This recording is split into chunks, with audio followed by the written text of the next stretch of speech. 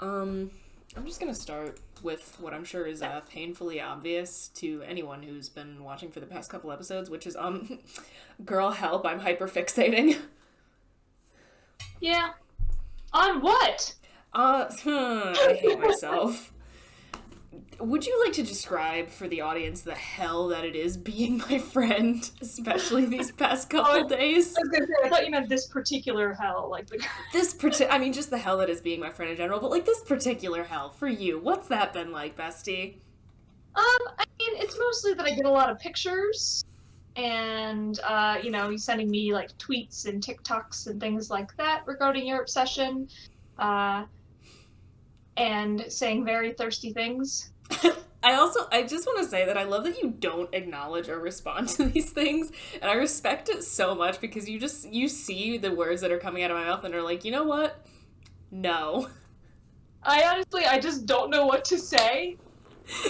Like, I open them up and I sit there and I'm like looking, like the ones you just sent me a little bit ago, and I'm like, cool? I don't know what to say. That's so fair. Every time I send you an unhinged text message and you simply choose not to perceive it, my respect for you grows. Please know that. That isn't sarcastic, right?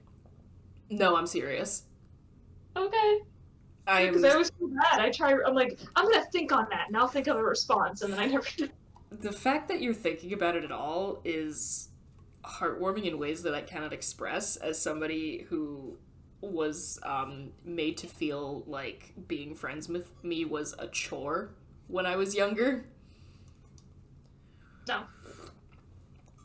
I just, like, it's hard for me to think of a response because my brain doesn't work the same way yours does in that regard. You know?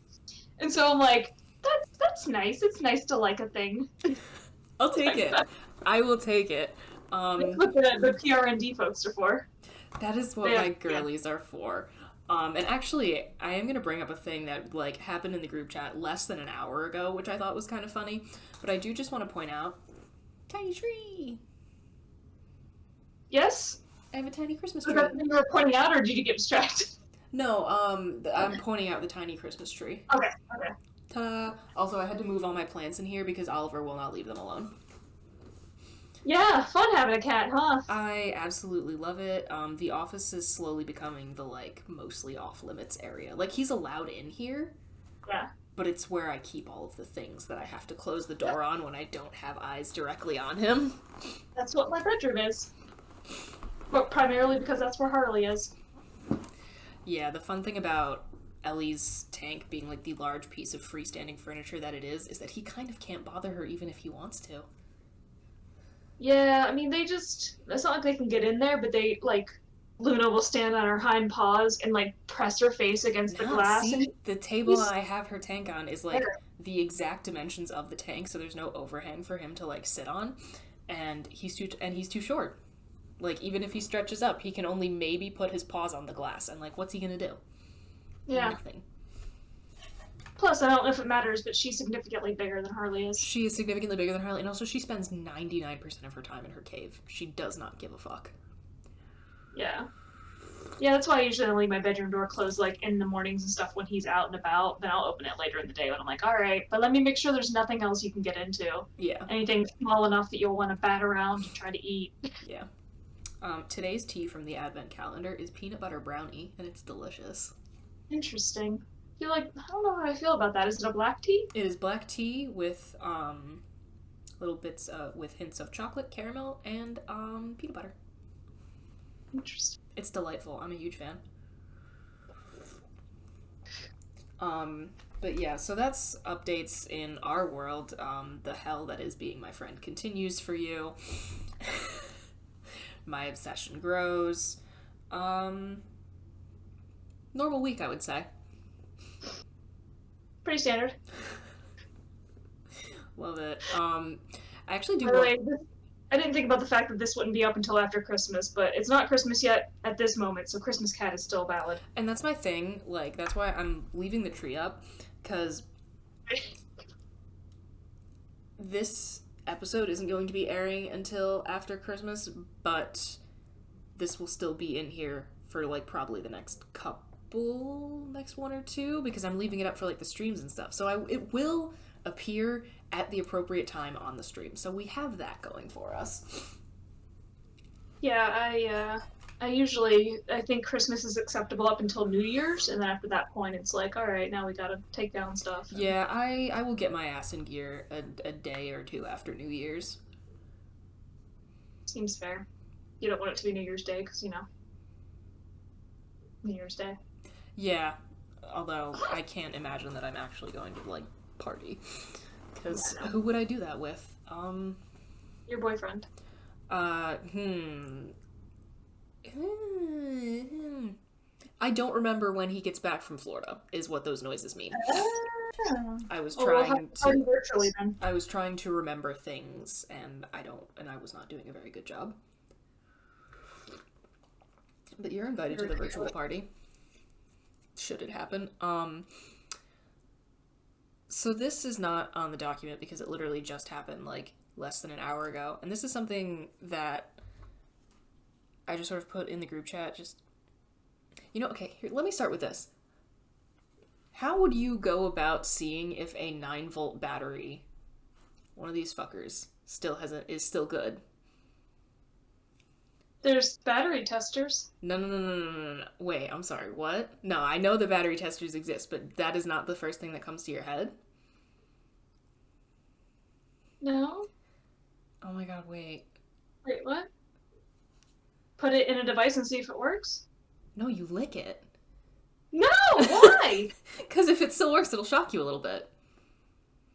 That's dumb. Your dad didn't teach you that? Oh. Oh, that's... Why would you do that? I don't know, because it just tingles a little bit. Yeah, no thanks. Well, because I sent to the group chat, the grand American tradition of licking 9-volt batteries to see if they still work.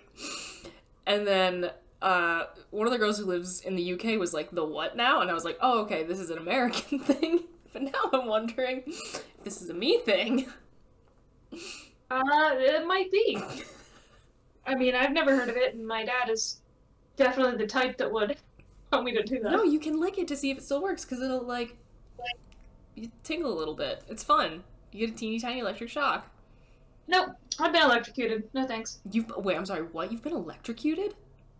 Didn't we have this conversation? Not that I remember, but my memory is not great, so please refresh me. That I electrocuted myself in a Walmart in high school? Oh my god, yeah. I was gonna say, I'm pretty sure I told you about it. Alright, so that's fun. That's, news to me. That's not common knowledge. No. I generally just know if it's an old battery or a new battery, and so I don't have to worry about it. Fascinating. Okay. Sure. I don't really know how to move on from this, but... I don't either. Actually, I looked at the stuff yesterday and I forgot what everything was, so... That's great, because I changed it like 30 minutes ago. Oh, good. So I can't really help you with the transitions, because I don't know what we're transitioning to. Absolutely love it. But yeah, in case anyone else didn't know that, you can see if a 9-volt battery works, by licking it. That next one I saved to send to you, and then I never did. Same brain. Love us. It's pretty everywhere right now. Yeah, and I have, you know what, here, let's put this, I'm gonna put this in the chat right away so we can get to it, because this, I think, begs another question, which we will get to. Like, the existence of this and similar meme format type vibe. So... yeah, this is very similar to other things. So somebody has, quote, retweeted a screenshot from a TikTok. And the screenshot says, imagine how good your life would be if you had a 26-year-old nursing assistant by your side. Now replace S with N. And the quote retweet says, I will not sleep until I find out what they are trying to say here. And yeah, that is essentially the question that we're going to start with, which is, what the fuck do they mean? I think that they were just trying to mess with people. And that is the second question, is I have been seeing a lot of these. It's like when his name starts with B and rhyme, like, do people just make these to drive other people insane? Well, like, looking at okay. Looking at some of the replies and things, like the author of the original tweet said, "Can't believe I fell for the engagement bait and engaged with the bait they wanted me to engage with on the engagement app. Can't let that happen again."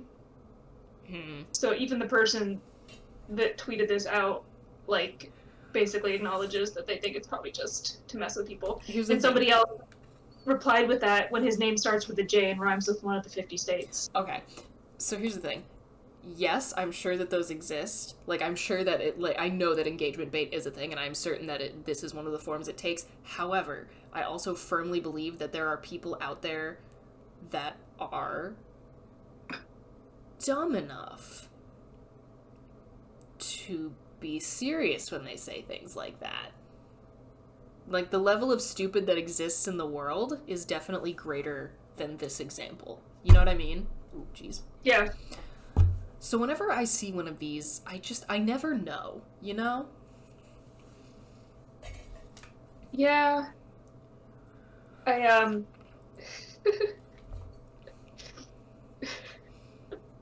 Just looking at their... No, yeah, it's great. I like the ones like learning a nint where they just replace all the S's with N's, and it's ridiculous. Yeah, somebody said that, like, oh, the S is supposed to be south and the N is supposed to be north, so you're supposed to flip the picture upside down. Okay. It's like, okay. Now, there is one here that is, sounds almost legit, like, as an explanation. Mm-hmm. Do tell. Where, where's the name? At Angela _PN _LL? I can't tell. But she said her other vids reference her being a CNA ad nauseum and are all sexual. So maybe she meant CNA, CSA, certified sex assistant. I chose to believe this in order to move on. But so if she's a certified nursing assistant CNA, and you change the N to an S. Well, that makes that makes a lot of sense. They might have cracked that one there. Yeah. And we found it, so we're smart. Yes. No, Say the two people who sat in a car for 15 minutes trying to come up with the term quesadillas. The things, That was not a great day for us. Yeah, and somebody else in one of the other replies said something along the lines of, like, Australia, care to explain? So I don't know if she's Australian, because that also might mean there's some sort of, like, cultural... Yeah, could be slang. Yeah. These fascinate me because I never know if they're real or not. Yeah, I want to find the original... Have you seen the original video? No, I actually haven't even attempted to look for it, but... Yeah, I haven't either. I just thought about it. Because I wonder what it's, in context, like what else is in the video and stuff. These are the things that keep me up at night. Yeah. I feel like that's a whole just genre of... And, like, I have a couple things where I, like, want to talk about, like, is this, like, do we think this thing is real, or is it, like, performance art or whatever? Like, I think when Maddie was still back on the podcast, one of the things we talked about, Trisha Paytas? Like, I feel like you can't beat... Oh, I both envy you and don't envy you. Just absolutely insane figure of the internet who is constantly claiming that they have bipolar disorder, that they have multiple personalities, that they have, like, come out as almost every identity you could possibly imagine. Like, they have posted, like, just, like, videos of themselves, like, having breakdowns on their kitchen floor. So, like, relatable, but, and just, like, saying every problematic thing under the sun. And we were just like, is this real or not? And is it better or worse if it isn't? I suppose it depends on the motivation. Yeah, but, like, I have so many things that are like that, and, like, one of the ones I want to talk about is this clip from, God, what is it? It's like that H3 whatever podcast. I don't actually know anything about it. I just know that Bo Burnham was on it once and he was talking about his favorite YouTube video, which is just, I cannot even begin to describe what this video is. And there was this whole discussion as to whether or not this video was real, because, like, what would be the point of faking it? But if it is real, why would you film this? And we will get to it, but I have to think of a more eloquent way to have us both view this and discuss at the same time. Which is probably going to involve me actually learning how to do a lot of picture-in-picture stuff within OBS, but we'll get there. For some reason that feels very familiar. I don't know if I've seen it or not. I have probably brought it up at some point because it is one of the funniest things I've ever seen in my life, just because I have spent hours thinking about this. Anyway.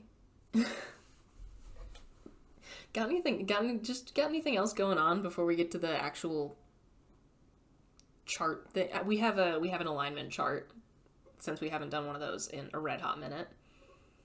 But anything else before I have to start typing and doing things? Not that I can think of. Love it. Nope. Cool. My mind once again gone blank. Oh yeah, how's that mild I haven't asked you about this in a hot minute. How's the concussion, bestie?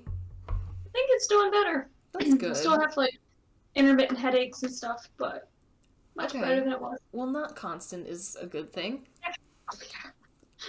I was getting very tired of it. I can imagine. Oh, and you're done with classes, right? How'd the grading go? Fine. Yay. Just the usual amount of grade grubbing. Love that for you. Rip. Can you magically make my grade 5% higher with an extra credit? No. One of my favorite things was I saw someone pull a little reverse psychology on their professor where they were like, hey, like, they got like they were like part of a percentage point off from getting an A. They were like, hey, I have like, and maybe this was real, maybe this was just somebody being like trying to do a little finessing.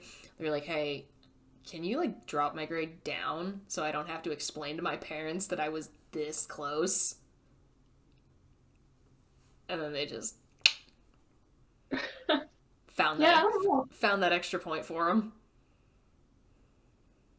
Yeah, I mean, to be honest, if a student is like super close, I'll often try to find like an extra, percentage point here or there to like bump it up. I did that for probably 8 students this semester. And again, respect. But yeah, I was like ooh, finessed. Yeah. I think there were probably like 5 or 6 people that if they had gotten 1% higher on their final paper would have gotten the next grade up. And I'm like, okay. Not going to do that to you. Because to an extent, those grades are kind of arbitrary, because like, what's the difference between a 91 and a 92? They're pretty much the same thing. I would agree. You just gotta pick a number.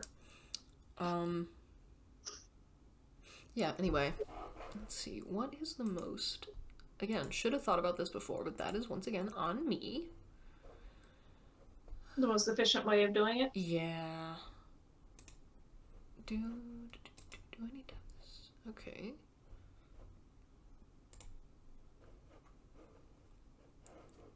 Sure. Alright, let me try saving this, and then I think I can edit directly on the computer, so let's do that. Ooh, whoopsies, no one needs to see that. Downloads. Pull up a list of Twin Peaks characters. Yes. So what we're doing is the stabbing alignment chart where you like assign a character, like you take a character and it's like they would, and here, you'll see in a second, and I will also be explaining this.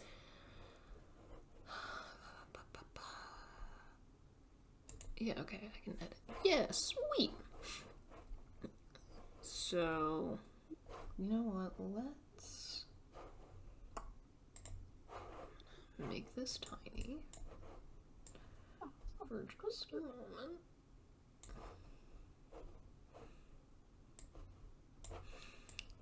So yeah, basically we say a character, and we're doing Twin Peaks characters because of who we are as people, and also because that's one of the very few things that we are both familiar with in a quote-unquote fandom sense.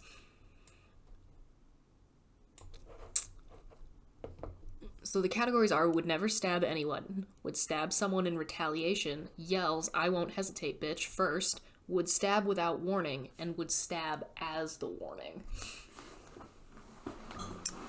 And yeah, if you haven't watched Twin Peaks, what are you doing with your life? You should be watching Twin Peaks. That's what you should be watching. You should absolutely be watching Twin Peaks. That show is my everything. Yes. Okay, great.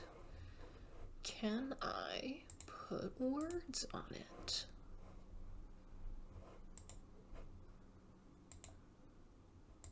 Oh boy.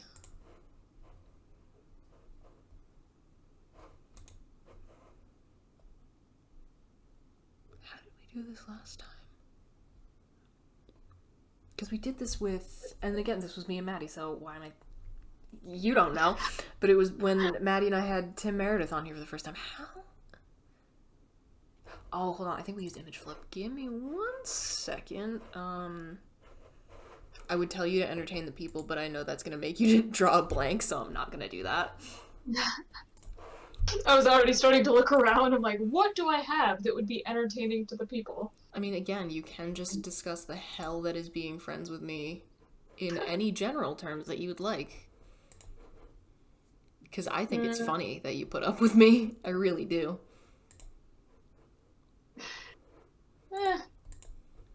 Actually, I probably have messages from you that I haven't even looked at yet. Oh boy, have fun.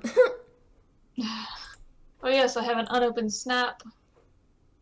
Oh, Snap might be cool stuff at work, though. Yeah. Yep, nope, I'm just behind. I've been, scrambling to get stuff done all day. As one does. Okay, yeah, this is what we did last time. Haha. Jeez.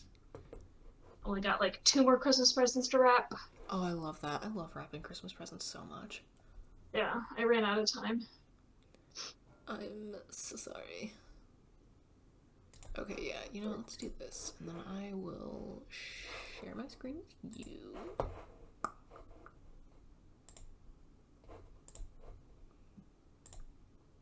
Whee! Success. What a fun sound.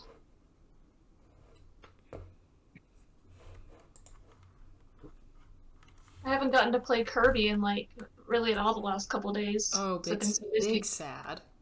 But I just decided to go back to the very first stage and complete them.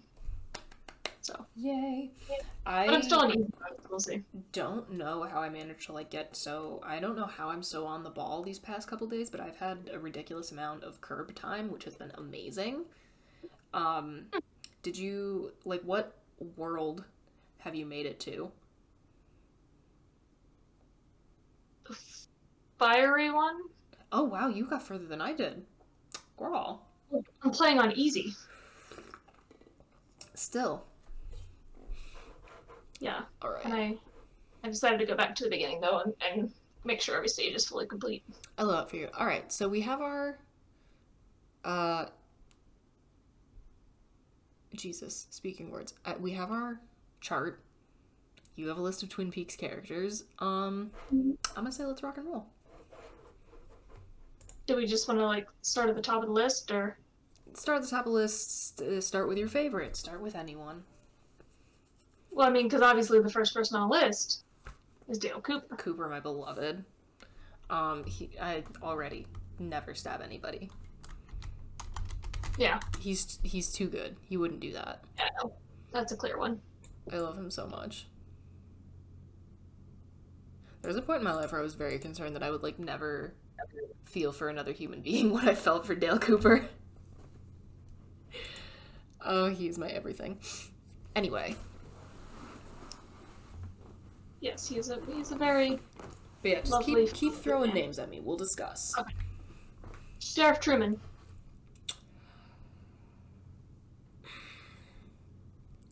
See, at first I'm like, oh, he would never stab anybody. But then he did, start physical fights with Albert on more than one occasion. Yeah, I was leaning toward retaliation. I think he would do it if he was pushed. Yeah. That's how you spell sheriff, right? Yep. Yay. I'm just going down the IMDb list. Love it.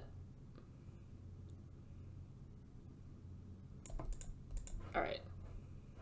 Add text. Let's go. Next up, we have Shelley. I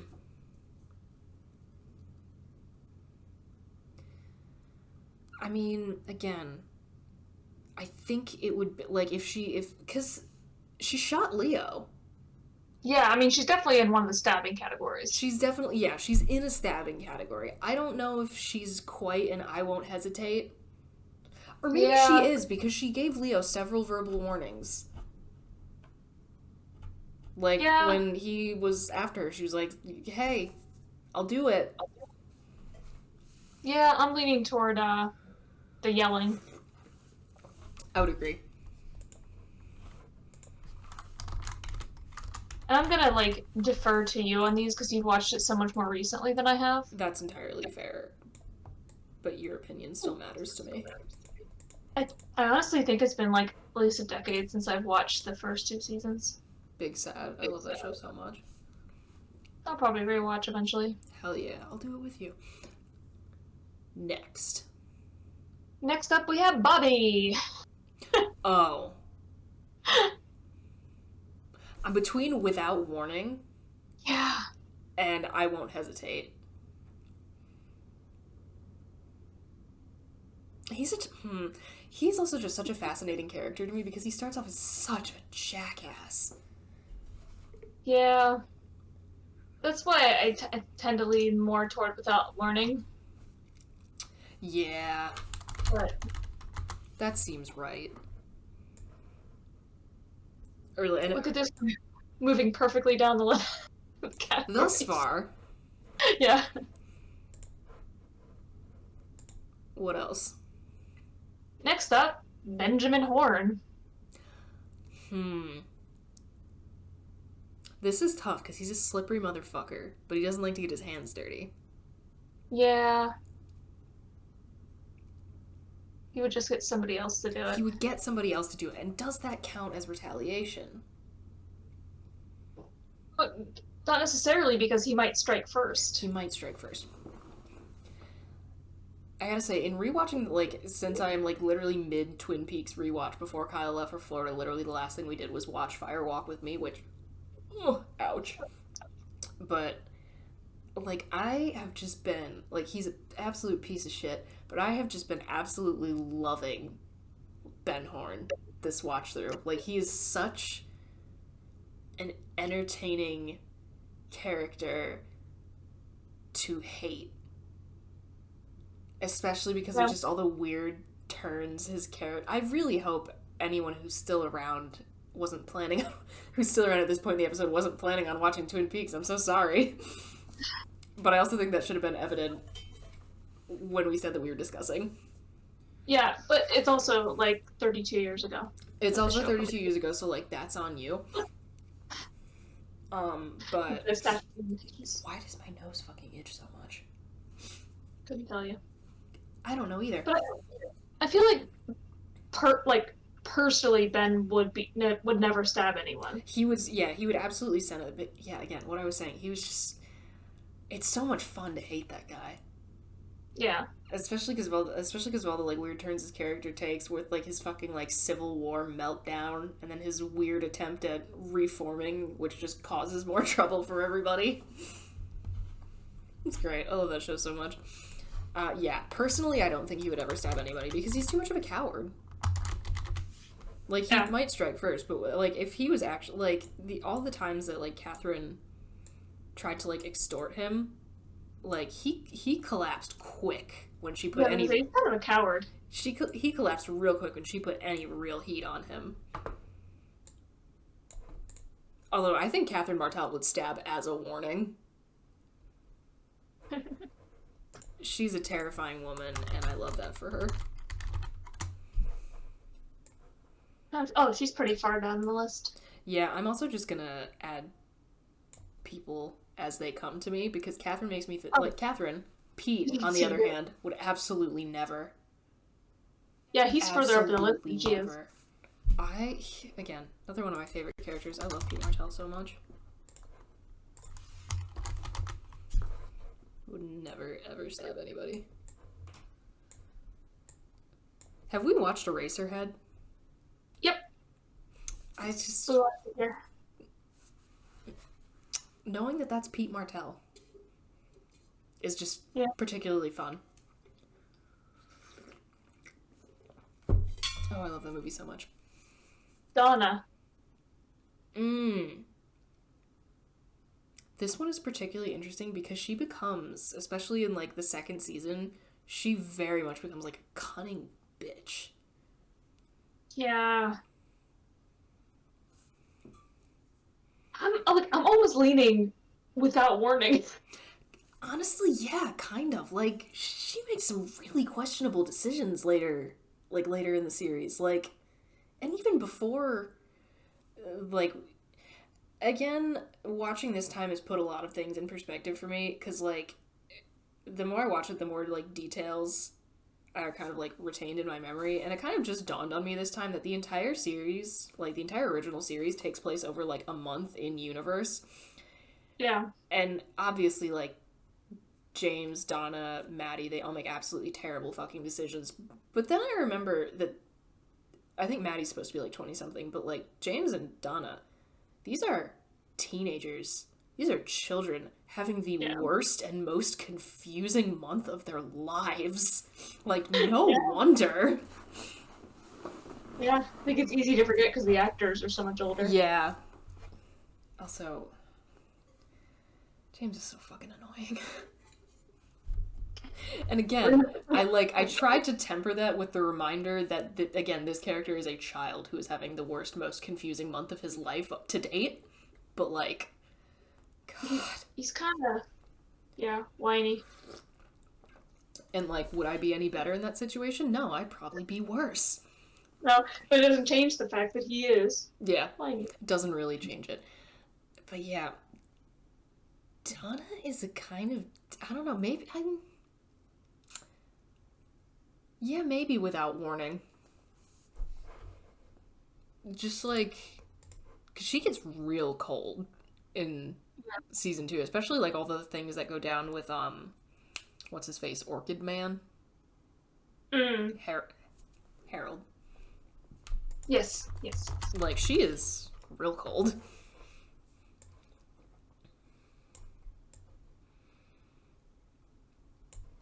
This seems fair thus far. Yeah. Hit me with the next one. One of your favorites is next. Audrey. I cosplayed her. And I got, did I tell you that no one at New York City Comic Con knew who I was? Oh, yeah, when I dressed up as Audrey, and there was a guy who had a wheel who was like, oh, pay a couple bucks, spin the wheel, win a prize. I was like, I'll spin the wheel if you can guess who I am. And he couldn't. So he let me spin for free, and I won a bunch of comic books. So that was fun. Oh, man. Oh, also, I do just want to back up to Donna, and because you were talking about how, like, a lot of, like, the actors who play them are, like, visibly older, and, like, they sell it a little better in the first season of, like, making them look a little more, like, and, like, I understand, like, having adults play teenagers, because, like, actual teenagers are in school. Yep. That makes sense. But, like, Lara Flynn Boyle, who plays Donna, was, like, stunningly pretty. And the plastic surgery that she has had is unfortunate. And I don't want to be judgy. However, I don't understand being that hot to begin with and then squandering that. Yeah. Because she was super pretty. Lara Flynn Boyle was 20 in that. Okay, and Sherilyn Fenn was 25. Interesting. I mean, they both pull it off well enough, because Audrey is, like, part of her whole thing is, like, that she acts way more adult than she actually is. Yeah. Guy that played James was 23. Because now I'm just curious. I mean, again, yeah, the actual 17-year-olds are in school. I could see why. It's just logistically much easier to get somebody who's 20. Yeah, there's just so many more rules with child actors as well. Mm-hmm. Dana Ashbrook was 23 as well. He aged well. He did. I think, He looked very good in The Return. I think he's one of those people that looks better older. Because, like, I like him with gray hair. Oh, yeah, no, it's a whole lot. And here's the thing. Bobby, like, especially in the first season, he's such a jerk. Like, he's such an asshole. But he is a very pretty boy. He has dumb hair. He has... Oh, come on. He's got floppy 90s hair. I know, it's dumb. Are you anti-floppy 90s hair? I can't tell you the number of posters I had in my bedroom wall featuring boys with floppy 90s hair. Yeah, so why is that not evoking nostalgia for you? Because it was just I didn't mean to actually make you think. No, it was just a different time. I know you said you don't know who Devin Sawa is, but, like... No, I said that on a podcast episode once, and then I had to Google him right then and there, so now I know. Oh, right. Yeah. Or Jonathan Taylor Thomas. I know who Jonathan Taylor Thomas is. Yeah. I had a poster of him on my wall. That one I do know. I can't say that... Yeah, I'm in no position to judge you. I send you much weirder things on a day-to-day basis and say, that's hot. Like, things much more worthy of judgment. Well, I was like 10 when I had that on my wall, so that's fine. Also fair. Yeah, no names mentally. Oh yeah, Audrey. I was about to say. Yeah, I was like... I distract myself very easily. Yeah. This is another interesting one, especially just because of the arc that her character takes. Just like a lot of growth from very immature brat to really making strides towards the end. I'm so angry. I think it yells. Yeah. Because I could see her stabbing somebody. It wouldn't necessarily be in retaliation, but she might have some conscience about it that would cause her to yell. Yeah. Or like a sort of like, next time I won't, like, you know, character like has the bullet whiz by their face or whatever. It's like, next time I won't miss. Yeah, I think that's the problem with these categories, is that they're not like... The second category of stabbing and retaliation doesn't fit the theme of the other ones. Because the others are all about, like, do you give warning, do you not give warning, do you not stab at all? There should be one that, like, is, like, threatens to stab, but doesn't actually do it, maybe. Instead of stabbing and retaliation. Because that's also not mutually exclusive from the other ones. I mean... You could stab somebody in retaliation without warning. You are completely correct. However, we are working with what we are given.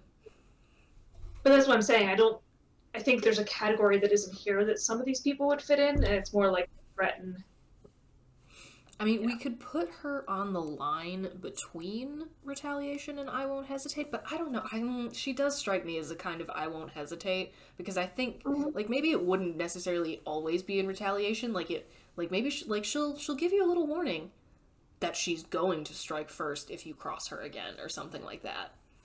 Yeah. Because she makes big moves several times, especially with the whole One-Eyed Jacks thing. Like, that was all initiative. Or, like, the whole thing where she's, like, choking that guy out with a vacuum extension cord and being like, I'm Audrey Horne and I get what I want.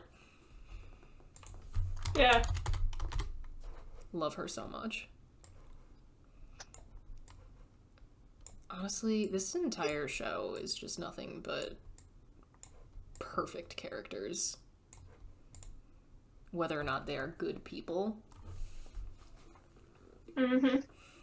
I love David Lynch. I love David Lynch so much. I want to talk about more David Lynch things on the podcast, but I think that would be incredibly alienating for a lot of people, so I don't do it a lot. I feel like some of these are less fun than others, because, like, the next one is Dr. Hayward. Skip that, who cares? That's not fun. Yeah, we'll skip ones that aren't fun, because, like, you know who I can think of that would be fun? Nadine Hurley. We're she's still a bit off. Next would be Norma. I don't think she'd stab anybody. Yeah, doubtful. And also, again, honestly, kind of boring. Yeah, that's why I was kind of. Maybe we'll put her on there, nice maybe we won't. But she's very nice, Yeah. would not stab anybody. Yeah, very much so. Well, then after her, we got James. I don't think he has it in him. Yeah. I think maybe he's a big talker, but I don't think he'd actually do it. Yeah, I mean, I would lean toward the retaliation because I could see him like. Well, yeah, there was that whole subplot with the fucking. Well, not a MILF.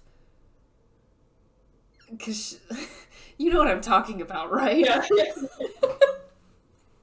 So, like, it does get a little violent there. Yeah. And he's not quite a wet rag through the whole thing. Yeah, no. I don't think it would be voluntary.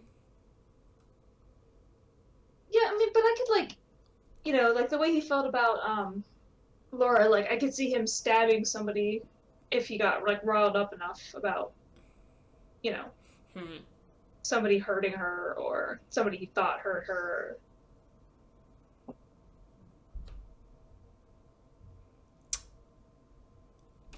You know what? Yeah, retaliation, probably. If pushed. Yeah, I think it would have to be. Like, I don't think he would just... No, like, I don't think he's a no warning type of individual. No. Definitely not. Who's next? Big Ed. Also kind of boring. I don't think he would stab anybody. Probably not. I think he would fist fight somebody, but that's about it. Yeah. And we already did Pete. Next up would be Jocelyn. See, when you first meet her, probably not. But then learning everything that goes down with her up until the point that she dies... Maybe without warning, honestly? She's pretty ruthless. I was about to say, she gets pretty fucking ruthless. And also, what is it with so many people in Twin Peaks just being unbelievably attractive? Yeah. I was just looking at pictures of her character, actually, because some of them I have to look at the pictures to, like, put myself in the right mindset. This show is just full of hot people. Yeah, no, she's gorgeous. Do we want to do Lucy? No, she would never stab anybody. I love her so much. Yeah. Andy would also never stab anybody, but not because he didn't want to, because he's too stupid. Yeah. Hawk. Retaliation. Yeah. He's a very fair individual. I think they would really deserve it, but I think if pushed, absolutely. Yeah. He's the best part of the return, hands down. I love Hawk so much. He's such a great character. Definitely one of my top characters. This is getting very crowded, but that's okay. Yeah, that's why I'm figuring a lot of these we might want to just skip, like, if they're not particularly interesting. Yeah. Well, I mean, it's not that we won't have space, it's that it's not gonna look pretty when I'm doing that. Yeah. Anyway. Next up would have been Catherine, so then after that is Deputy Andy. Again, would never stab anybody, not because he wouldn't want to, because, you know, I'm gonna put him on there because that's fun. And I'm gonna put too dumb in parentheses. Aww. He's such a great character, though. He has such good intentions. He does have such good intentions. I love when he's on the phone, trying to, like, ask about, like, the sperm count, and he's like, I'm a whole damn town! Love him so much.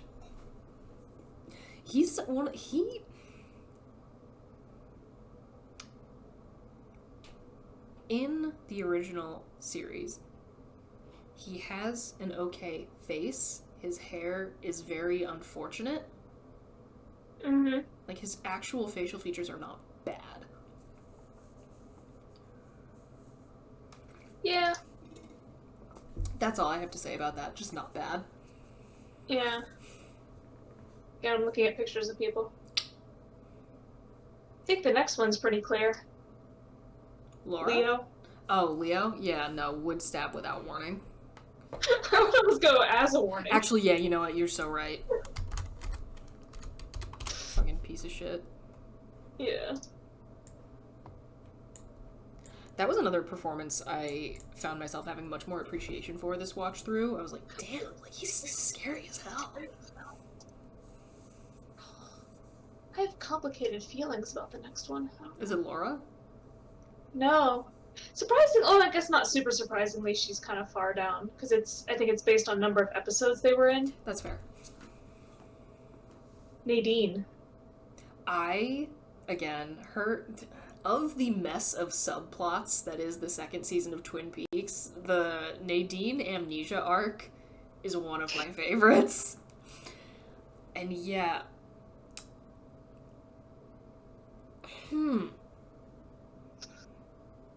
Maybe an I Won't Hesitate? Yeah. 'Cause, like, especially after the, like, weird, like, super strength thing she has going on, like, she'll cut a bitch. She will. Oh, yeah. She definitely got stabbing capacity. Definitely has stabbing capacity. So I'm gonna say an I Won't Hesitate, because I think she would definitely give you a warning. Yeah. Whether or not that warning comes literally 2 seconds before you are absolutely pummeled, who's to say?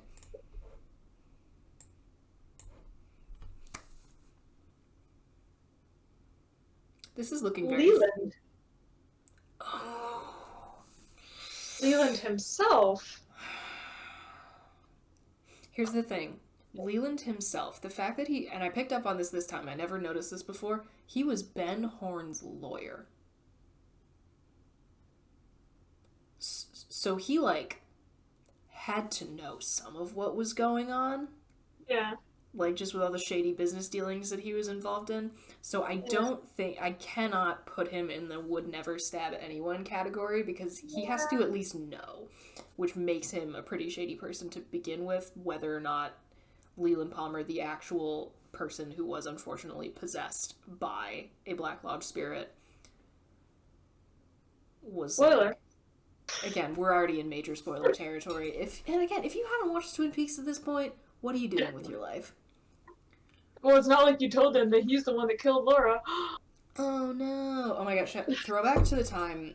Actually, I gotta say, Twin Peaks is one of those interesting things where, like, I'm obviously going against this tenet right now, where, like, people, like, kind of don't really, like, I was able to go into it and not know.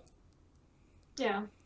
And, like, I think that's one of those things where people are like, there's kind of just an unspoken rule where you don't, like, and again, we've already gone past the point of no return, where you don't just, like, drop that in the first sentence of a conversation about Twin Peaks just in case.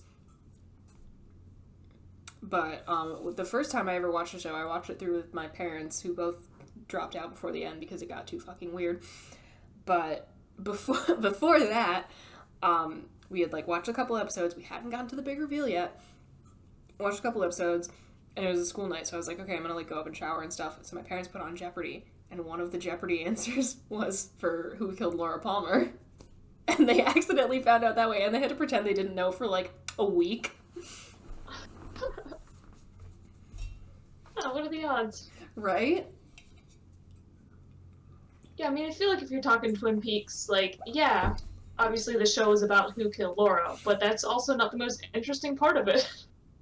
And there's so much more. And again, I could talk so much about this, and the thing is that it was never supposed to be. Like, Who Killed Laura was, like, just, like, the entry to this dark underworld of this, like, cute little rural American town. Mm-hmm. And, like, I guess that was part of Lynch's original, like, big picture plan, was to, like, have her murder be, like, a constant thing in the background as all these sort of, all these, like, other things sort of spread from there. And again, it is a hate crime against me specifically that I never got to see Lynch's original vision play out as intended. I should have known that. I mean, it was the wrong time for it. I think if it had come out like in the era of streaming, it would Oh have my done well. god. Absolutely, but also then it wouldn't like look the way that it does, and that's Yeah, so much of it for me. yeah. But I mean, I think he could have at least, there's a lot more leeway, I think, to be kind of weird And these days. again, this is another thing that really, really stood out to me watching again this time.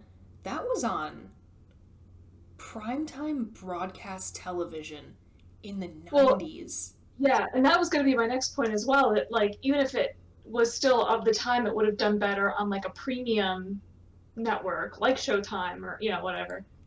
That you know people are more tolerant of things that are like slower moving, you know. But But the like, fact that it was like prime time broadcast network, people have certain expectations of their like case of the week type shows and stuff like that. and the thing is that like the fact that people were so hooked the way that they were until the network pressured them into being like, hey, like you better wrap this up now. Viewership's at an all-time high, blah blah blah.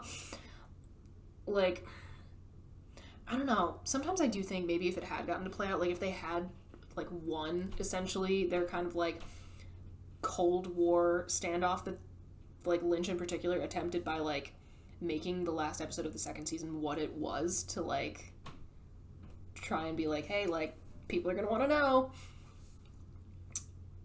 I think it could have. I think the hook was enough to have probably sold a lot of people like Mm-hmm. into tolerating a lot more weirdness than they originally thought they were willing to. That's just Yeah. me. Um Shit, I had something else. Where the hell was I going? Yeah. Oh, and again, just the fact that like again remembering that this was on primetime broadcast television in the 1990s, like the episode in like particular, like where Maddie is killed, that Mm-hmm. is some very just drawn out surrealist brutality, and I was like it blows my mind that that was just allowed on TV. Full stop. Mm. Because now, like, I feel like you couldn't put that on. Like, I don't know what network Twin Peaks was airing on at the time, but like, I don't think you could get away with that now. Yeah, I don't know. I mean, it's not like it's illegal. It's not like it's illegal, but I don't think it would have been. Yeah, I just don't feel like it would be allowed. By the networks. They think it would like be viewed well. Yeah, or that like, oh, this has to be on like a streaming service like Netflix or whatever. Well, yeah, I think that's part of it though, is that that is now an option. Yeah, I don't think shows like this would even be pitched to the networks anymore. which like on the one hand is good, but on the other hand is really sucky. Cause like I was not alive for this, but I have had people tell me that like, oh my, like who killed Laura Palmer? Like that was all anybody could talk about when Mm. like this was originally airing. I'm like, I want that, man. Like I want like, and maybe it's just impossible because of the amount of content that is being put out at the rate that it's being put out. But God, that thing where everyone's watching and is excited about something and it can come up in conversation with almost anyone you talk to throughout your day, that's fun. Water cooler TV, as we used to call it. Literally, like that. Of one, like a friend's dad said that to me when I said that I like was watching Twin Peaks. He was like, "Oh my god, now that was a water cooler conversation. Who killed Laura Palmer?" Doesn't that sound fun?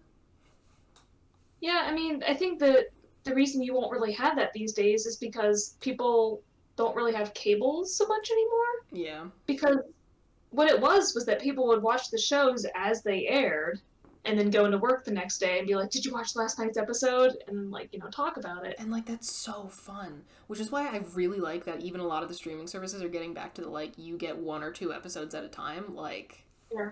TV is back, baby.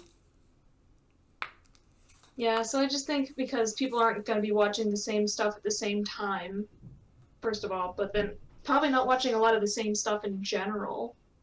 And when you do, it tends to be like the whole thing in one shot, where you binge watch in a weekend, and then you don't get to like dissect each episode. It's just like, what did you think of this show?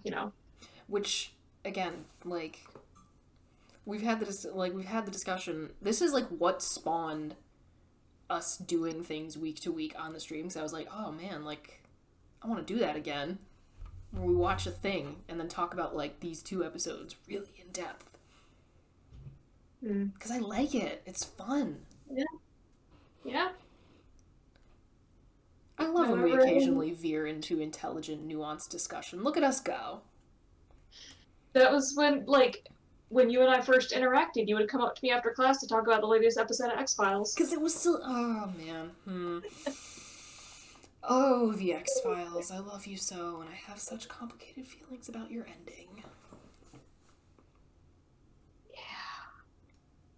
I think I'm on season 5 in my rewatch. Oh, it's seasons 3 through 6 doesn't get any better than that. So good.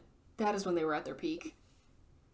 Honestly, probably season 5 in particular, because they were coming off the high of the movie. Right. Oh, I should rewatch the movie. I haven't seen that in forever. I think we watched that together. Did we? Possibly. It is so... Do you need to ask? It's such a violently 1995 movie. I love it so much. Mm-hmm. Telling you, that was the peak of humanity. It will never get as good as 1995. I wasn't even alive. Aw. God damn it. I mean, it might just be, biased because that was the year I turned 10. That's just like a prime age. You haven't got to like middle school yet, and you're awkward kind of adolescent years. I was actually something similar came up today when I was texting Kyle, just talking about random stuff, and something brought up Titanic the movie. I was like, I cannot imagine being a 13-year-old girl when that released. 12. I was 12, and I saw it in theaters twice. Once with my, boyfriend, like you have when you're 12. And I was like, it's so romantic. I can imagine my brain being rewired in real time watching that in a theater at 13 years old. Leonardo DiCaprio. Whew. Yep, kind of floppy hair in that movie. I know. That is like peak Leonardo. Like, I have words to say about Leonardo DiCaprio these days and his nasty ass dating habits, but God. Yeah. Titanic Leonardo DiCaprio? Oh, I had a huge crush on him. I had like pictures of him on my wall too. As you should. As is your God-given right. Yeah, I really think 12 was like peak age for that. Mm-hmm. I was perfectly primed to go and see that and fall in love with Leonardo DiCaprio and just... Because that was his first, like, really well-known role. Yeah, like, that's, like, what made him, like, A-list. Yeah, I mean, he was in, like, What's Eating Gilbert Grape. And, which is an excellent movie. Yeah, but, like, he didn't really get, like, famous from that, you know? This was the movie that kind of, like, introduced him and, like, made him such a thing that he started getting cast in all kinds of stuff. You know, I didn't notice until super recently that Crispin Glover was in What's Eating Gilbert Grape? Yeah. I haven't seen that movie in a long time, but yeah. And also he was in a really good episode of Guillermo del Toro's Cabinet of Curiosities that was based, and the episode he's in is based on a Lovecraft story. Highly recommend. I can get around to watching that eventually. He just, like, wasn't a person who I paid a lot of attention to. I was just like, oh yeah, I know him. He's in a lot of big movies. He's a really good actor. Yeah. Like, that episode blew me away. He's awesome. We are getting off track here. Yes. What are we talking about? Twin Peaks. Twin Peaks. But, I mean, I can actually trace a clear thread there, because we were having our nuanced discussion about TV and film. Yes, we were on Leland. We did not place him. I don't know. I think Leland Palmer, the actual person, would probably stab somebody in retaliation, or maybe a type of, like, strike first, like, on probably on the behalf of Ben Horn, I'm not gonna lie to you.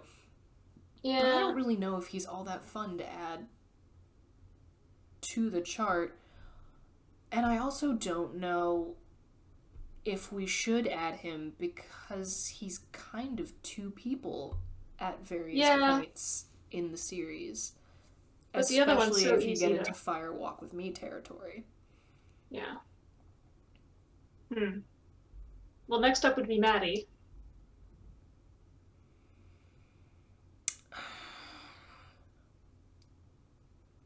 See, I picture her in my head, and my brain is immediately like, oh, would never stab anyone. And then I remember, like, the things that she got up to with James and Donna, and I'm like, wait a second.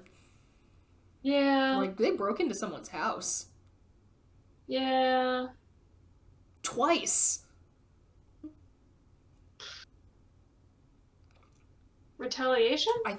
Yeah. Like, not necessarily even retaliation, but, like, if she thought it was necessary. Because, again, like, they broke into Dr. Jacoby's office. Like, they had a whole plan. She dressed up as a dead girl. Yeah, well, like, I'm sort of trying to think of these categories as, like, 1 through 5.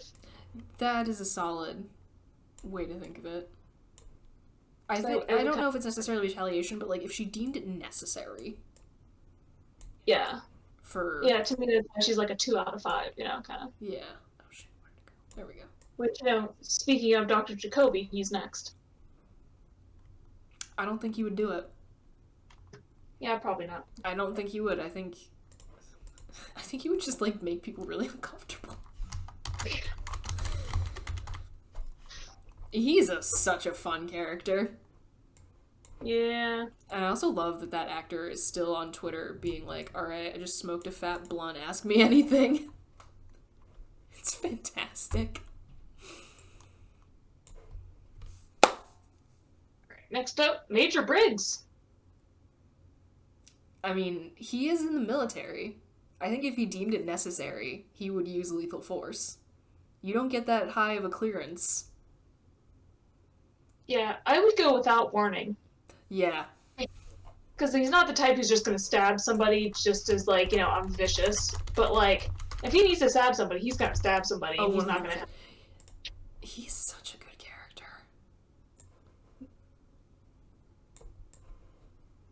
Yeah, no, he's not going to give people a chance to get away. Some of these characters I have to, like, wait, who's that again? And I have to, like, click on their pictures. Right. Next one's Hank. Oh, he would stab as a warning. Yeah. That was another performance I had a lot of appreciation for this time around because, like, you can see how to so many people he would just be, like, this unassuming himbo. Mm-hmm. But, like, he's so... And, like, a lot of it has to do with, like, the score that they assigned to him. Rest in peace, Angelo Badalamenti. But, like, I can see... Like, you can see how he would outwardly appear to, like, other... Like, in-universe to people as just, like, oh, shucks. Mm-hmm. But he's a dangerous motherfucker. Mike Nelson. Oh, I don't care about him. Yeah, that's kind of what I was leaning towards. The next one, to me, is more interesting. Sarah Palmer.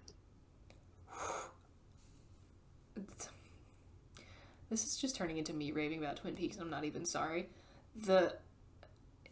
One, just the way that actress looks, she looks like a haunted fucking woman. Like, brilliant casting. And the first episode of Twin Peaks, where you can just feel this visceral realization, like, on her part especially, that something's wrong. Oh my, like, it's gutting. Yeah. Like, especially when she's on the phone, like, talking to Leland, and, like, and Harry, like, comes up to Leland and is like, hey, like, I need to talk to you, and, like, she just knows. Fuck. And again, the return is so fucking heartbreaking, because, like, she's literally just been sitting there for 25 years. Mm-hmm.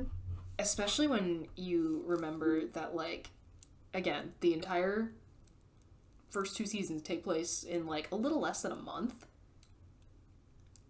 She buried her daughter, found out that her husband had been molesting her daughter her entire life almost, and then her husband fucking died. Mm-hmm. One of the most gutting things in, like, one of the later episodes of Twin Peaks is, like, when Cooper's kind of talking to her about how, like, because he's there when Leland, like, dies and, like, Bob exits the vessel, essentially. And, like, you know, he's talking about that, how, like, oh, yeah, like, you know, your husband, like, he wasn't aware of himself doing these things. And one of the things she's like, she only has one earring on, and she just, like, quietly, like, looks off into the distance, goes, Leland always found the other earring. Fuck! Like, oh my god. That show... Twin Peaks is so fucking good. Like, that show... I think it sticks with me the way that it does, one, just because of the actual, like, quality of the writing, the acting, all these things together. But, like, I've probably said this on the podcast before, but, like, I watched that as I was becoming an adult. Like, I was, like, 17. Fucking shaped me. Like, rewired my brain as I was becoming an adult.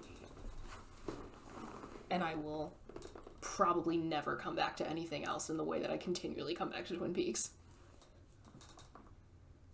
Fuck, I love this show so much. I don't know about her. Yeah. I don't... Maybe retaliation? I don't know, though. Like, I feel like maybe she would get close. Yeah. I don't... This is a tough one, and, like, I don't know why.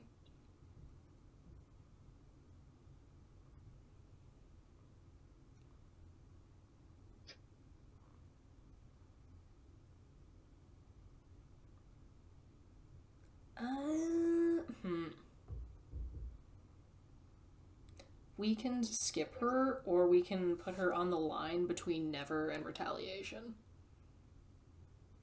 I'm fine either way. I don't know why I ask you this or that questions, like, ever.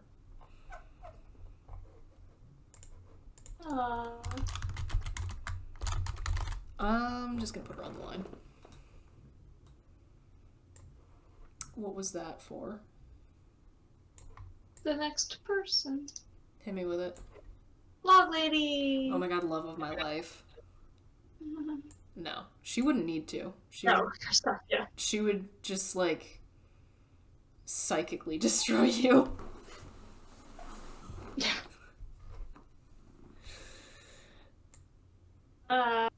So I guess next up? Yeah, hold on. I guess I'll just put... Because I know her actual name, but I'm just gonna put Log Lady, because that's what people know. That's what she's in there as, so... Her name's Margaret, god damn it. Put some respect on it. That's another thing that fucking killed me about The Return. Knowing that Catherine Coulson, the actress, like, recorded her last scenes as the Log Lady literally 4 days before she died. Yeah.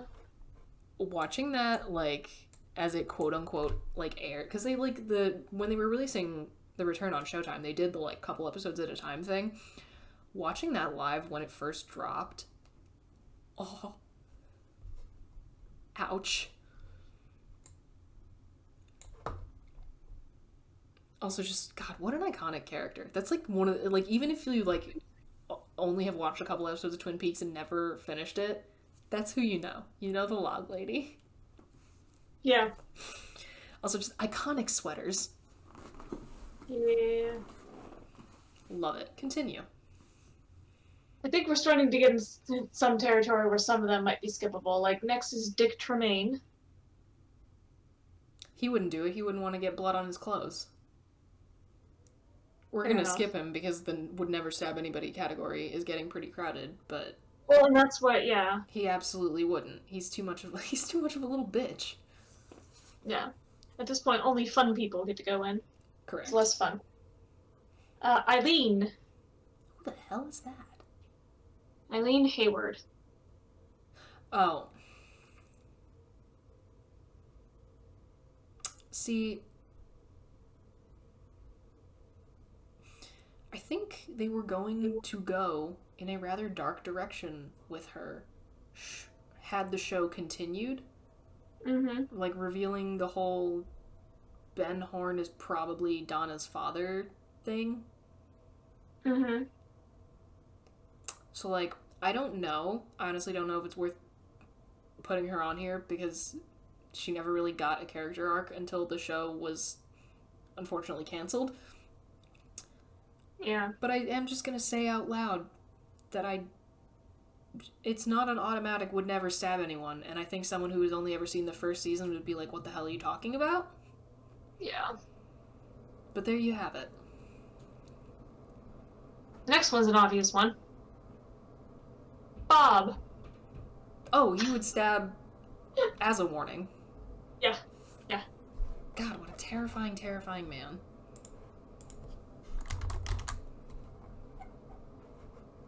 Oh, that's the problem with this font. I don't have the, like, scary, it's all in caps for a reason. All right. But it's also the easiest to read on a white background, so we're doing what we can. Did watching him crawl over the couch the first time just fuck you up? Yeah, I know, that's horribly upsetting. That is one of the scary, and, like, watching it subsequently, like, it's like, I'm like, yeah, this is, like, really creepy, but nothing will ever compare to seeing that for the first time, just, like, because you don't know it's coming. Yeah. Unsettling. Deeply, deeply unsettling. And also the same thing with, like, when, they're, like, in that, like, when they go to the, like, circle of trees that, like, is the actual physical entrance to the Black Lodge, like, in real life. And, like, it's at the end of an episode, and, like, they do that creepy-ass Lynchian thing where there's just, like, a circular spotlight that's, like, shining on something random, and his arm just, like, reaches out from behind the tree. Yeah. Again, rewired my brain. If David Lynch dies before he releases, like, another thing that I get to go see in, like, a theater, because I have never had the well, actually, technically I have. I've seen Inland Empire in a theater, which, like, Inland Empire is a work of art, and I hated it so fucking much. Like, it is supposed to make you feel just so uncomfortable and, like, off-kilter and just bad, and it does that so very well. I have seen it once and I will never watch it again. It's so masterfully done. I hated it so much. Good. Which is, like, such a weird... Which is why I feel like you can't... If someone's not gonna be into David Lynch, they just, like... You can't sell them. No. Because it takes a certain kind... Like, you have to be a certain type of person to be able to be like, I'm going to watch this. I'm probably not going to enjoy it whatsoever. But I still want to view this for X, Y, and Z artistic reasons or whatever. Mm-hmm. And actually, that's kind of an interesting other question that we can maybe get to after this. Like, what was the first movie that you, like, that you liked, but you didn't enjoy watching? Yeah. So we can circle back to that or save that for a later episode, because that's a very interesting discussion in my personal opinion. But for now, let's keep going down this list. Wyndham Earl. Oh, as a warning.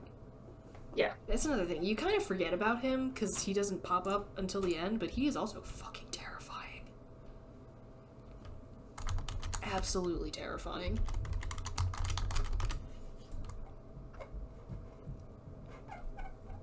I don't remember exactly who that actor is, but he Man, oh man, that is a performance. Kenneth Walsh. Yeah, he's scary as hell. It's like it's how manic it is, you know? Like, you never, like, he would definitely, like, again, would stab as a warning. Like, there's so many points in the limited screen time that he has where he just snaps. Yeah. Also, did you know that, the body that Wyndham Earle leaves in Sheriff Truman's office that's, like, pointing at the chess piece on the board, that was Kyle MacLachlan's brother. Oh, that's a fun way to get into the business. But, like, I don't think his brother ever really acted or whatever. He just got to show up on set for a day and play a corpse for funsies. Yeah, that's nice. Which is super fun. And it's funny because, like, as soon as that was pointed out to me and I, like, the next time I watched that episode, I was like, oh my god, yeah, like, they do look alike.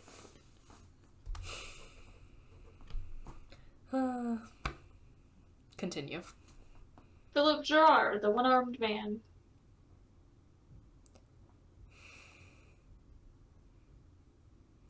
This is so interesting because, again, he is a vessel. Yeah. But, the thing about him being a vessel is really interesting because he's not necessarily, the inhabiting spirit that is Mike is not evil. Like, there's, like, Philip Gerard and Mike are a lot closer than Bob and Leland. You know what I mean? So, like, I think this is one where you could kind of conflate the two, like, put, like, a Mike/Philip Gerard. Because, again, I think they would probably fall on the same place. Mm-hmm. But I don't know. Yeah, I don't have a strong feeling about this one. Oh, that actor just died. Did you hear?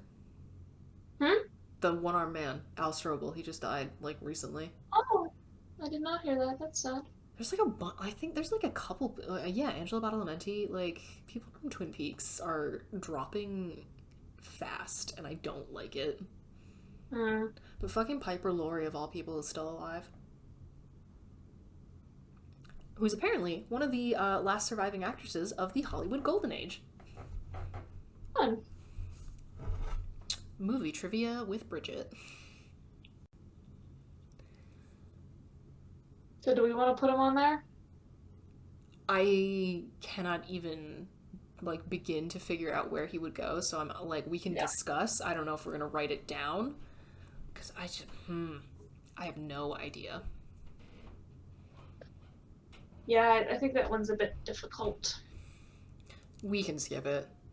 I want to get, like, one more person in the I Won't Hesitate, just because I think it's funny. Yeah, because, like, there's so many more names. I mean, so we're definitely gonna, like, still, like... Yeah. That's why I was kind of, like, looking at them, trying to see, like, okay, what would be good ones to skip? The next one's Jerry Horn. He's so fun. Yeah. He's an I Won't Hesitate for sure. Yeah. Vicious. Flamboyant, vicious weirdo that he is. Also, again, I love that their names are Ben and Jerry. Just, like, I don't know if they did that on purpose, but nice.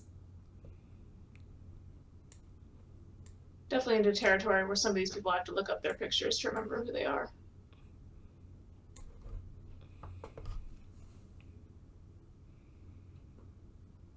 Let's do, like, one or two more people. Because I think we're getting into the territory of these people don't matter, which is, like, so mean, but... Well, I mean, there's still a few that do. Okay, well, then we'll do those. Because next up is Agent Rosenfeld. I'm gonna say without warning, because he definitely, like, Yeah. he clocked Sheriff Truman real good. Yeah.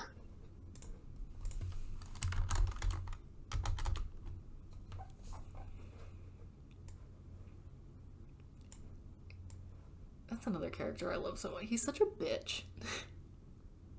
Like, in a, like, real fun way, but God, he's so mean. I love him so much.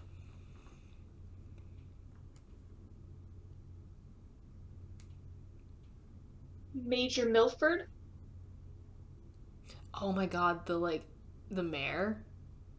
He's too weak to stab anybody. Yeah. He's too weak to stab. I'm not even gonna put him on there, but like, also, that's another one of those. I love the weird little characters that Lynch puts in all of his work that, like, again, there really isn't much depth to them. They're just there to be weird little guys. And his, like, this... He laughs like a Muppet. Like, he sounds like Statler and Waldorf. It's so funny. Aww.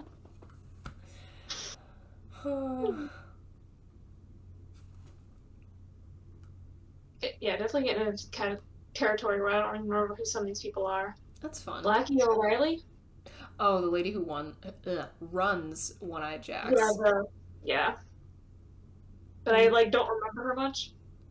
She's not in a lot of episodes, but she would absolutely stab somebody without warning. I'm not gonna write it down because we're getting into territory of people that no one know. Like, unless you are like me. Well, we're not. Yeah, these are largely organized by number of episodes. Not entirely. There's some like, but so now we're down into 7-episode territory. Which is funny because like that is the entire first season. Well, I mean, Cooper, for example, was in 30. Yeah, the distribution is also very weird to me because they had like a 7-episode run for the first season. Yeah. Which, yeah, I mean, this was the first season because it just says 1990 for her.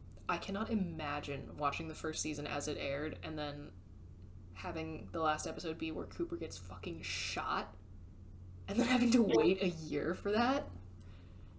Or more. I would have lost my mind. Continue. Betty Briggs. Oh, she wouldn't stab anybody. She's too nice.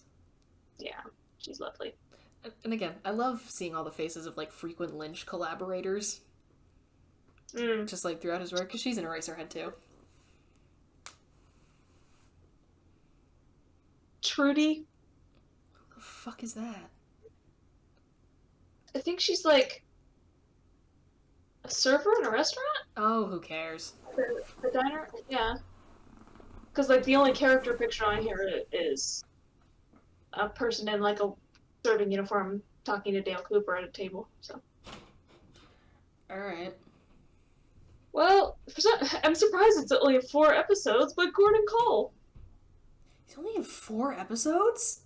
What he's listed on your ass. He takes up so much more space in the show in my mind. Mm-hmm. Yeah, and this is one of the weird ones that's out of order, because then it jumps back to 6 episodes and then goes back to decreasing numbers, but I would say never stab. No, he's too good. I love Gordon Cole so much, and I also just love that David Lynch wrote himself into his own show as like just weird guy who yells all the time. Yeah. He like showed up for 4 episodes to do that and then dipped. Yeah. What a fun day. You know what, I'm gonna take the too dumb qualifier off because I want to fit Gordon Cole into there because I love him so much. Also, I'm right and I should say it, young David Lynch was cute. Oh, yeah. I was spacing for a second. Oh, I thought we were about to have a real argument. No, just have myself a little space out. I love that for you. There we go. No one else is allowed to be in the would never stab anyone category. Yeah. Well, that's why I think we're gonna have to start skipping some people, because, like, next is Annie. Oh, no, she would never. She's too good. Love her so much. Yeah. That's the thing. Lana? I think she would. I think she would in Retaliation. Yeah. She's a gold digger. Yep. And, like... Every time someone says gold digger, that song immediately is in my head. I hate it. Fascinating. It ruined it. Wait, what? The song Gold Digger ruined what? Just the word gold digger. Oh. Because I can't hear the word without immediately hearing the song. Apologies. Yeah, she would 100% stab somebody in retaliation. She is essentially going around killing old men and waiting for and taking their money, which, like, okay, queen, work, but yeah. Andrew. Oh, Andrew Packard? Yeah. He'd get somebody to do it for him. That's another one who, again, like, he's not in the show a lot, but he makes a real impact when he is, because he's like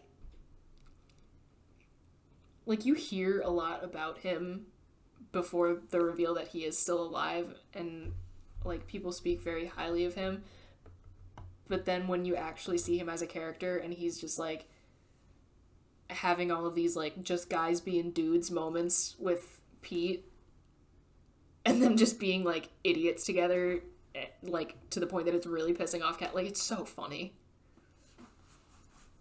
And also I just think it's funny that that actor looks like an off-brand like Black Star era right before he died Bowie.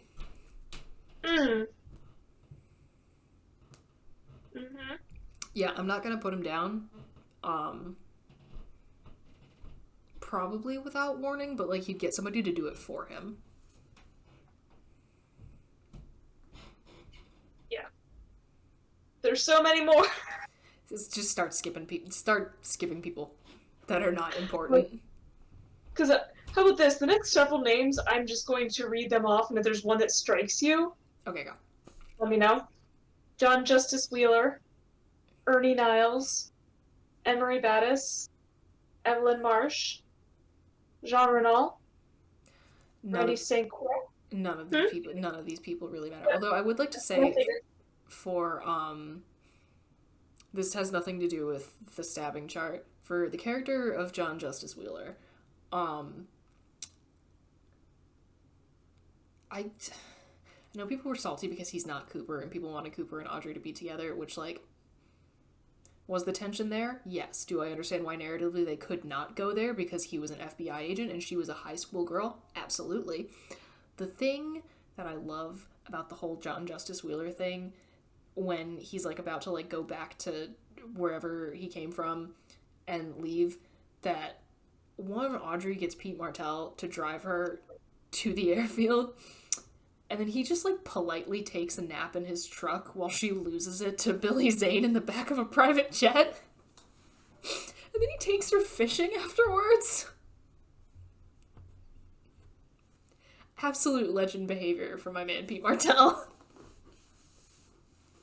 Plus, Wheeler is a young Billy Zane, which is just... Oh, he's lovely. so cute. Yeah. Just, this has been a point of contention between Kyle and myself lately. Kyle does not think Billy Zane is attractive at all. Huh.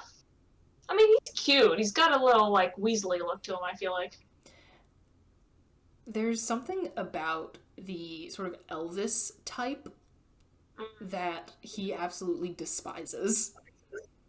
Interesting. And, like, not that I am all that partial to what is considered classically handsome in a lot of, just in a lot of ways. I don't think it's bad on principle. Yeah. Yeah. I think it's hard. Well, this was a few years before Titanic, but that definitely, like, yeah, colors your perception of Billy Zane, I feel like. Yeah. Because he's such an ass in that movie. He's such an ass in that movie. I gotta say, I'm, again, not putting him down. I gotta say, he's kind of cute. Particularly in Twin Peaks, they give him some real, like soft boy, like, fits.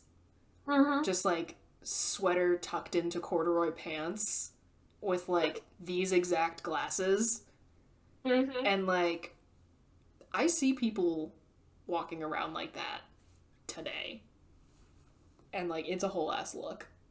They give him some really solid fits. Yeah. So, those are some thoughts. Next up, we have the giant. His We have motives are dark and unknowable.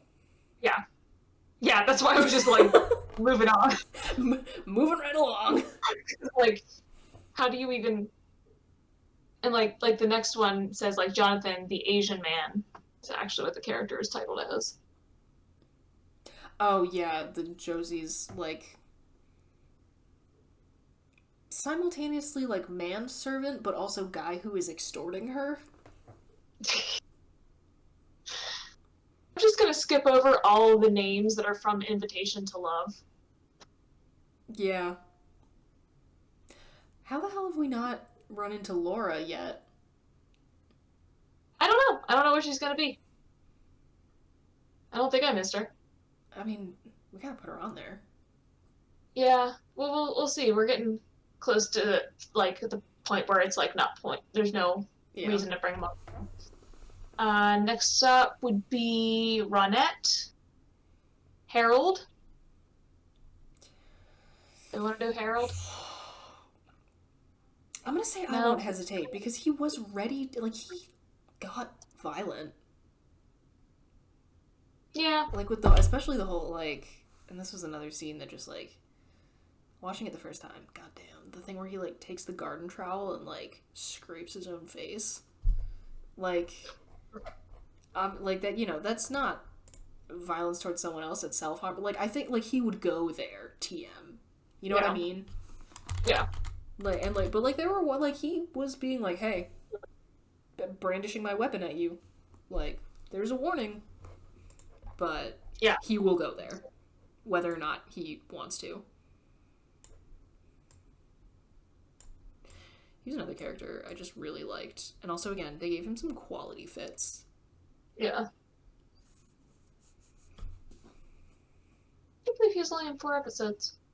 There are a ton of characters that are only in a couple episodes that make a huge impact. Like Annie. Yeah. He definitely feels like he's been in more. Like she's barely there at all. Yeah. Also, Heather Graham, so pretty. Yeah. Yeah, she was kind of big in the 90s. And like this was like a pretty early-ish thing for her. Because like I feel like in years past you kind of started with TV. Yeah, and made leap to the silver screen. Like more than one does these days. Yeah. Sometimes it's the other way around. Yeah. Yeah, you want to Jones? Mm-hmm. Who's? Oh, what? Jones? I don't know who the fuck that is. Played by a woman named Brenda Strong?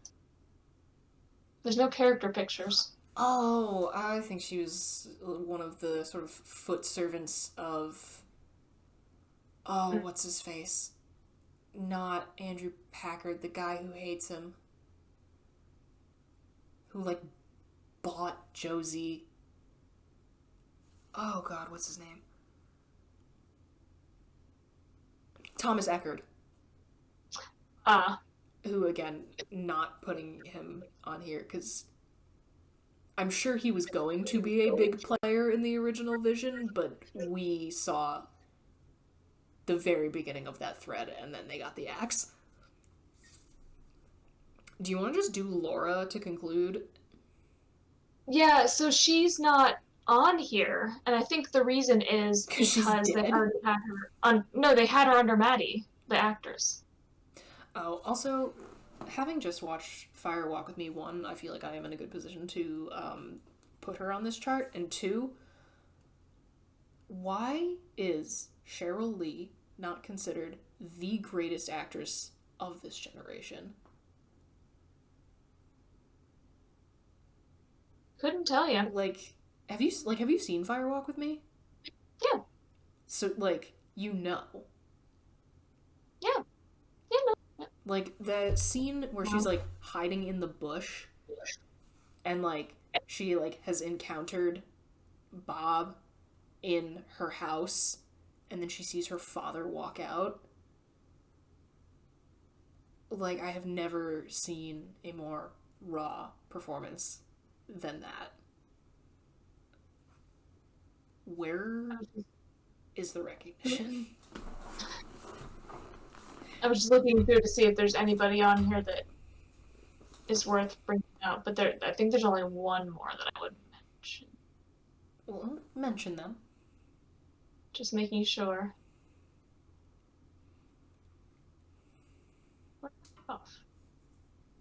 Man, there's so many like one-off, like one episode people. Again, and they manage to make such an impact on you. Which I just think is a testament to how well David Lynch and Mark Frost can write characters. Every time I see the name Dougie, all I can think of is his mug. I am Dougie's coffee.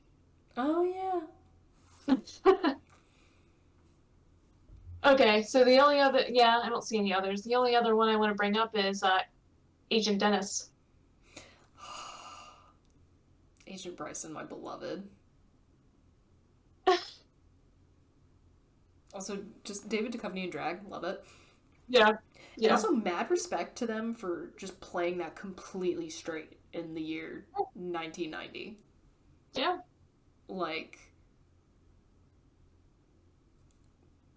just good job. I have absolutely no idea Agent Bryson is an enigma. Yeah. I just really enjoy the character. Oh, yeah. They're great. Did we hear about Jacques Renault? No, we don't. Okay. And also, like, that's like pre-X-Files David Duchovny. Like, he was a baby. Yeah. Alright, yeah. He's also the man from another place, but he's much like the giant. Yeah, his motives are dark and unknowable, and we cannot speak on them. I felt like I at least had to mention him though, because he's such an important character. I love that tweet that's like, David Lynch will follow up the most fucked up shit you've ever seen in your life with a guy doing a little dance. Like, yeah. His little dancey dance. Yeah, he do his little dancey dance. Yeah, I think we gotta place Laura, and then I think we're done. Yeah, I think that's good. Man, I wonder how many characters are actually on this list. It's insane. Hella is gonna for a show that didn't last that long. Is gonna be my guess, but yeah. Yeah. For me, it's a toss-up between Without Warning and As a Warning, because she does some very questionable things. Yeah, she was kind of turning dark toward the end. She was turning extremely dark. Well, I mean, not even necessarily, like, quote-unquote, towards... And again, I have read The Secret Diary. I have read all the Twin Peaks tie-in novels because of the person that I am. Like, Homegirl was, like, not okay from the time she was 12 onwards. And, like, it's so fucking tragic.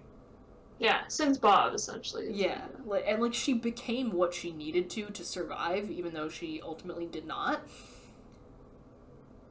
But, like, she certainly would not hesitate to stab a bitch. It's just whether or not she would warn them, or that would be your warning. It would be as a warning. Yeah, honestly.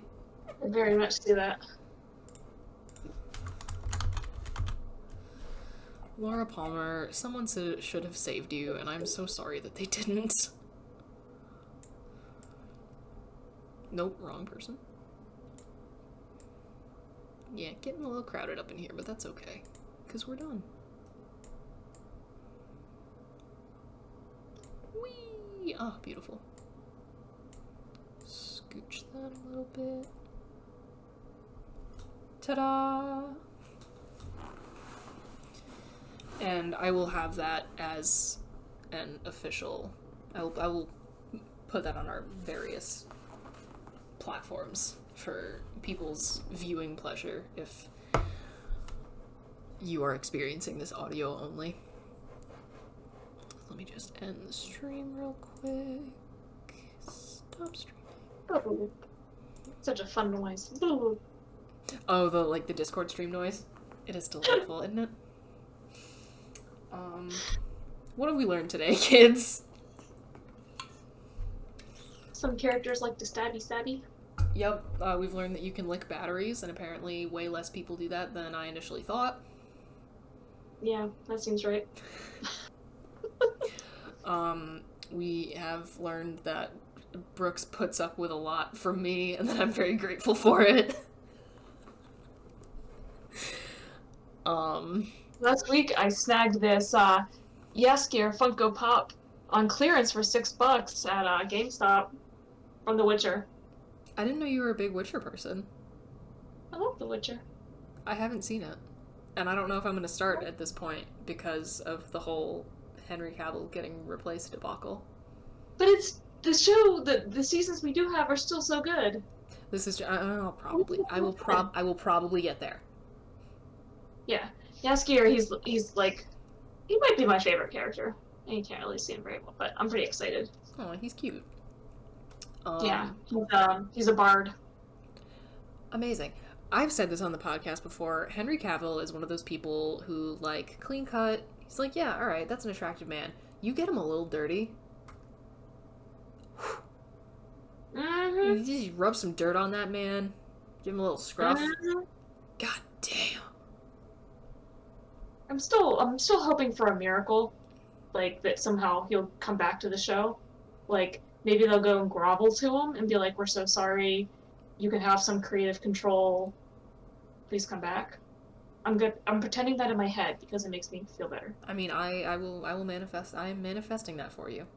I'm keeping my fingers crossed for you. It is a thing that technically could happen. And there you go. Just like how I'm telling myself that it is technically possible.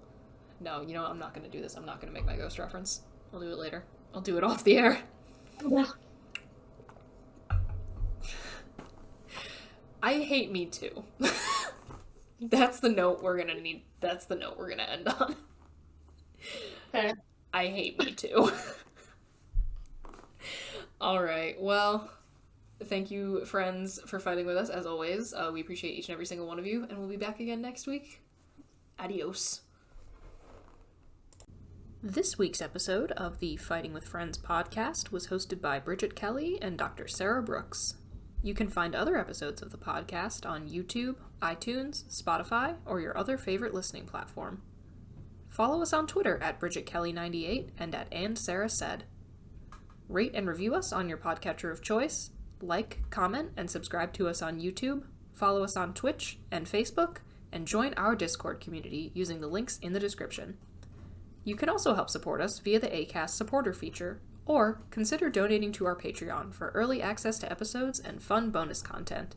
Thanks for listening!